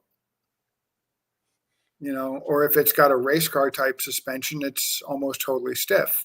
So the same bump is going to register completely differently. there are some though that you might get. I mean, yeah, but I mean, like at least here you get some that are actually quite wide and not so deep, whereas you get some that are quite short and quite tall, which would actually cause quite. It doesn't matter what your suspension is, right? In that sense, it's more about what is good and bad. I mean, some of those you would consider bad, and some people consider large ones good. Like they're still speed bumps, and they still stop your speed and slow you down to have to slow down, but they're not like don't judder your all your bones as you sort of go over. Right, but I think to Scott's point, What's the result of this? What's the result of this? Why are you doing this? Well, yeah, maybe I don't know. If you want to report these, there's going to be standards for how bumpy it needs to be for it to even be a valid report. Or is it like for government use, right? To determine what things need to be fixed. Well, in that case, I mean, you kind of almost have to drive around in whatever vehicle you're going to do the normal driving in and hit them and mark them, and then go back and figure out, okay, which ones need to be fixed and which ones don't. And that's something like that is what I'm thinking. Accelerometer combined with GPS, but I'm finding a good reference point for what's a bad bump. I don't know what to tell you there. Except maybe I'll tell you what. If that's not answering your question, maybe they're just wondering about how to set a mark, period. So let's pretend for a moment that we only have to worry about one vehicle. Well, and we know bad bump. Okay. So he says that finding the threshold is a doozy. The problem is how you're interpreting the accelerometer data. You need not just accelerometer, but the gyro as well. Right. Both those two bits of data get converted into what's called a vector, which is the position of the device where it's facing, and you can also have what speed it's moving. So the force vector in terms of how fast it's moving. There's a separate sensor for that, normally on a lot of devices, which joins the two bits of data together for you. Once you've got that data, you want to probably put through a low pass filter. That will literally give you, imagine if you were to draw a two-dimensional sort of sideways view of it, you would actually see the bump on your screen, right? If you were to do that, right? Because what you get is the vector of transition of the phone. So if it's propped up in your vehicle, it would actually migrate over this kind of hump, right? So you'd actually get that vector. It's not about the accelerometer, how fast it's accelerometer, accelerating or what position it's in. It's the joining of those two bits of data, right? And then you're talking about threshold. I mean, that's you could decide on what that is, but normally all this raw data that you get sampled is quite noisy. So you'll need to pass it through some sort of filters. So you get band pass filters. So you get low pass filters, which will get rid of all the high frequency noise. So as you're going across gravel, for example, and with your vehicle and you're recording that, you're going to get a lot of small juddering effects coming through to the sensor. Well, that may be so fast changing that it's actually triggering your detection, right, to go one way or the other when it actually has nothing to do with the bump, right? So it's all about if you run a low pass filter over the day, you'll get rid of those high frequency noise, actually end up with the area you want. The same goes for low pass. You may want to it's called band pass, which is essentially both low and high pass filtering into a band and understand where your vehicle is and sitting within that sort of shape. But again, those filters will be changing based on the vehicle's suspension. So that's where you would probably have, if you're building an app around this, choose your vehicle, and then you would have to actually have a different filter for each vehicle to get the same. But essentially what you're doing is you're making the outputs the same for all vehicles, right, out of the algorithm. Yeah. Right? I'd be curious what the outcome that they're trying to get, right? If it's to do this in an automated way, then the question makes sense. If it's we need to somehow determine which potholes need to get fixed, well, then it could just be the app could take a different approach, right? It could be you drive around, you've got the information being captured, but you're then hitting, yes, this one needed to be fixed. No, this one didn't, as you hit the bumps. And then you're going back and analyzing. At that point, it really doesn't matter about accelerometer data. All you need to unless you're going to use it to train, right? So that in the future, you could maybe have a way to do it in an automated way. Sure. I was going to say it's more about, but the point is, why are you doing it in the first place? I saw this. We'll get there. Yeah. But the point here being that it's just about recording which are bad, then you've got the position from GPS, you've got the actual point. So when they go over the hump, they're pressing the button, and then they've got over a large data set. You can say, oh, all these occurred in the same area. That's a bad one that we need to get fixed. But then you do get back to Scott's point of it depends on the car, right? If you've got a car with really good shocks versus not and stuff like that, the data points are going to be different. So, your threshold is going to be different. So there's a lot of. That's what I was saying. Yeah, you would have to work that one out. But what? There's a simple way to do this. There's a very simple way to do this. You basically have the app monitor for a time, and it will get an idea of what smooth is most of the time. And then it will get, a certain percentage of bumps are going to be bad, period. So as the app goes along and gets a longer history, it becomes easier to tell what a big bump looks like. Smooth parts in your city? We don't have any smooth parts here. I would honestly do something where you're actually the best way of getting a model that works for you, a data model that works, is go drive over, record, just make an app that records and samples the data, stores it to a file, right? All the data that you need. And then you can go back, you can analyze that in your ledger. So go and just find as many bad and many good samples as you can. Label them as bad and good. This is the same way you might train an AI, that a simple machine learning algorithm that treats all these pictures of dogs or cats, which is very big, like it's in every CS university thing, I swear. But the idea being that you want as many examples of good and bad as you can, and then you can now train your own model. It doesn't have to be machine learning per se, but your own idea of what a good and bad one is based on the data that you received, and then you can make your own decisions from there. I like this though, the IRI stuff that's mentioned here. Yeah. Based on the IRI, I just read the Wikipedia article, and based on that, there's not enough information available in just acceleration to be able to detect that. So, that's what I was saying. You probably need gyro and gyro, yeah. You know who is doing a ton of work in this area, but they're not doing it for potholes. No, @sign. That's going to change their right. business model. They do automotive sensors now using IoT and Dart. Oh, okay. And also, like recently, there was a software engineering radio podcast, like talk about micro, like IoTs and machine learning with like kilobytes of memory, and they were actually talking about crash detection with those models. So you like go to software engineering radio and listen to the last podcast. Maybe it will help. I was doing that. What was I doing that with? One of the packages I've got here, actually. One of these small little devices have got, a lot of them have got like machine learning algorithm sort of modules built into them, so that you can actually do some AI things in hardware, basically. Not to the level of LLMs, but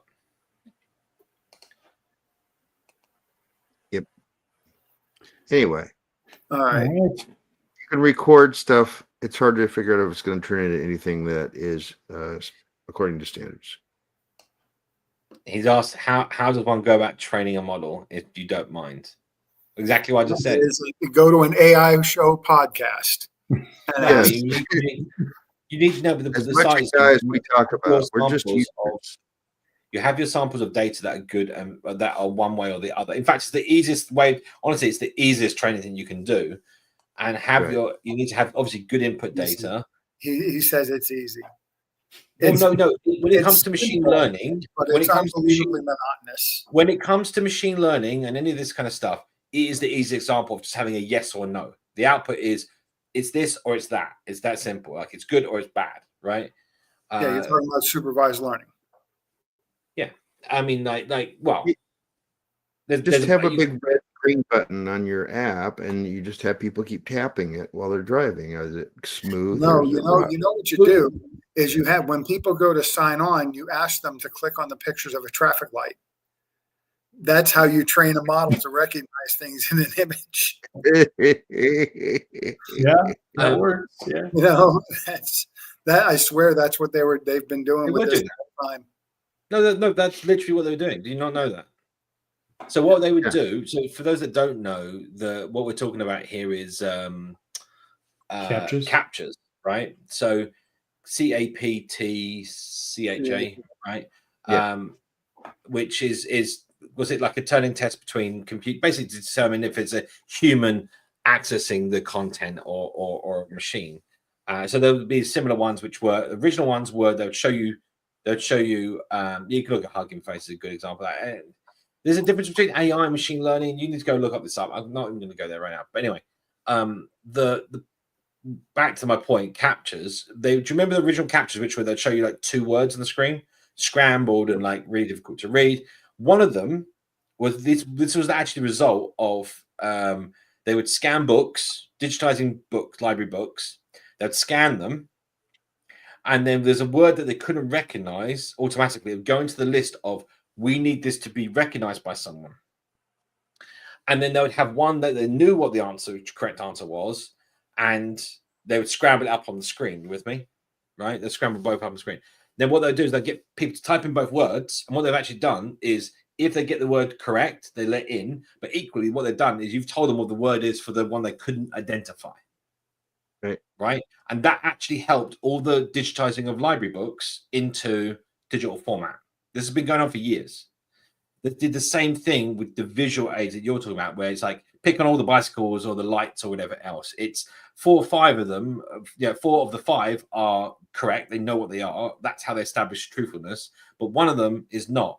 And based on the average model of enough people choosing that image, they can work out, they'll know that is actually a bicycle, that is a traffic light or whatever it is, right?